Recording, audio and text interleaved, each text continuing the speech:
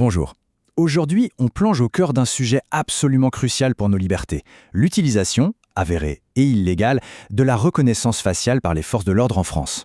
Bienvenue donc sur ce dossier spécial, une analyse basée sur une enquête publiée en avril 2026 sur le portail ia-info.fr, un travail très détaillé mené par Didier Taormina. Alors, pour bien planter le décor, on démarre directement avec cette affirmation. C'est une véritable bombe lâchée par le média Disclose. Et attention, ce n'est pas juste une opinion, c'est le résultat d'une enquête solide. Le constat est là, brutal et sans appel, et il soulève un vrai problème démocratique. Pour bien comprendre tous les enjeux, on va suivre un plan en 5 parties. On partira de la révélation, on décortiquera l'outil, on mesurera l'ampleur du problème, on verra pourquoi les contrôles ont échoué et on terminera sur la question qui fâche. Est-ce que tout ça va finir par devenir légal ? Alors, ce que l'enquête du 16 mars 2026 a mis en lumière, ce n'est pas une surprise totale, on s'en doutait un peu. Mais la grande différence, c'est que maintenant, on a les preuves. C'est formel, c'est chiffré, c'est documenté. Ce qui n'était qu'un soupçon est devenu un fait. Oui, une surveillance de masse est bien en place, et ce, en totale illégalité.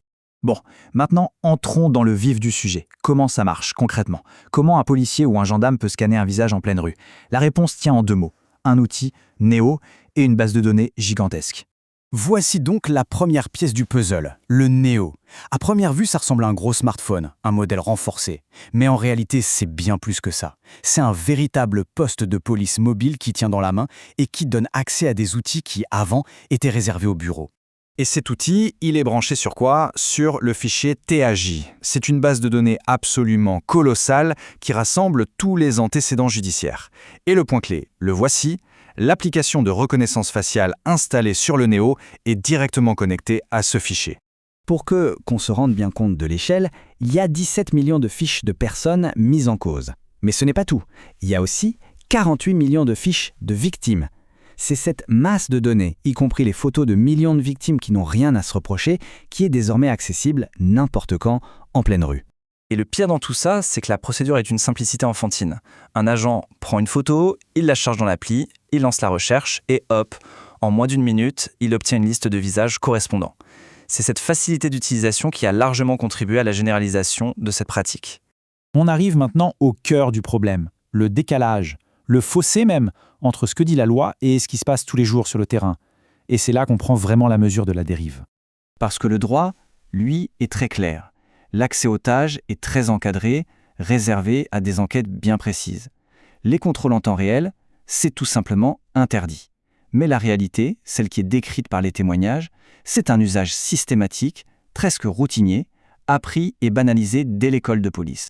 Et les chiffres, ils parlent d'eux-mêmes, regardez cette courbe. En seulement 5 ans, on est passé de 375 000 consultations à presque 1 million par an. Ce n'est plus une dérive, c'est une explosion.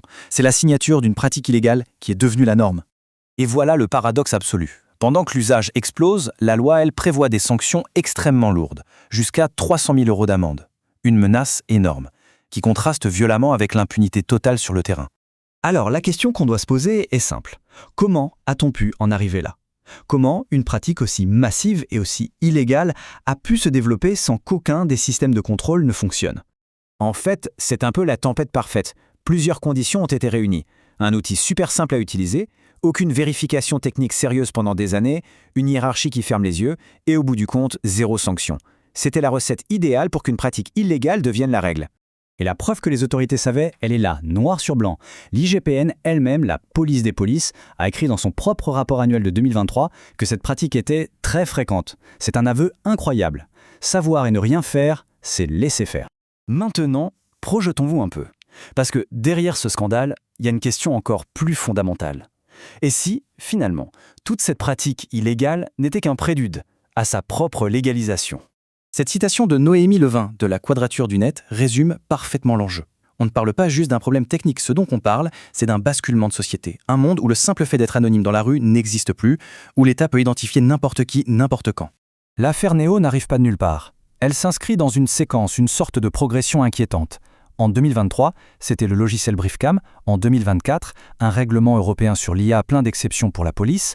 On a l'impression que chaque étape en prépare une autre, pour normaliser petit à petit des outils de surveillance qu'on aurait jugés inacceptables il y a quelques années. Le mécanisme, on commence à bien le connaître. La technologie est déployée, souvent illégalement, l'usage se répand, devient une habitude, et puis, face aux faits accomplis, on finit par changer la loi pour qu'elle colle à la pratique. Au lieu d'encadrer la technologie, c'est la technologie qui dicte le droit.